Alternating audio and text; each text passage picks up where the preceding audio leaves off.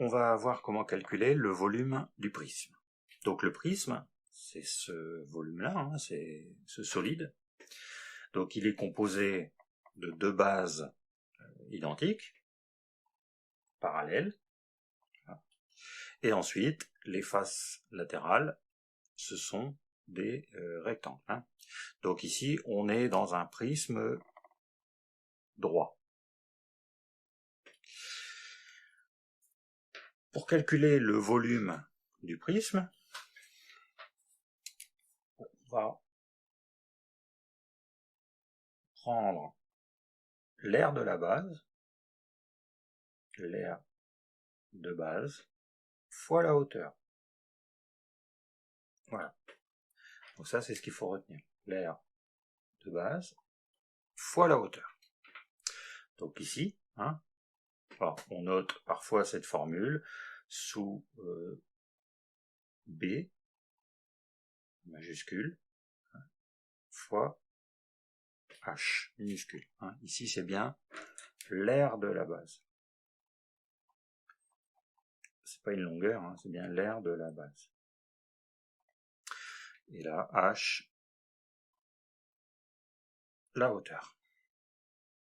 Alors, dans les deux exemples que j'ai là, ici j'ai un premier prisme, donc le volume de ce prisme, donc l'aire de la base, on me l'a donné, donc c'est 7 cm², donc 7, l'aire de la base, fois la hauteur, 3.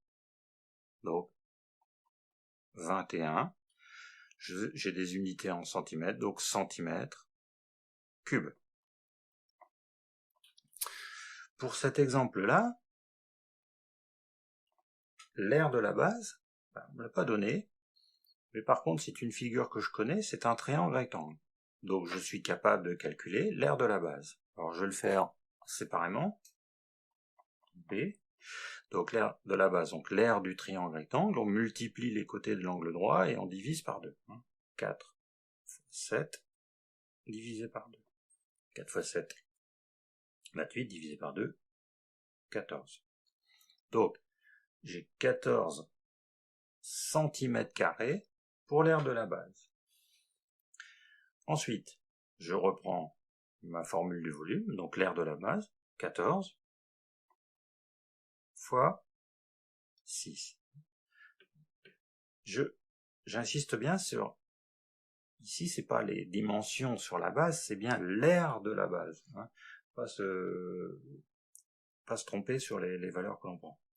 Et du coup, le volume, je calcule, hein, 14 fois 6, donc 84. Alors, si je ne l'avais pas noté, mais ce sont des centimètres, donc 84 cm3. Donc voilà comment on calcule le volume d'un prisme droit. Alors soit on nous donne l'aire de la base, soit c'est à nous de chercher l'aire de la base.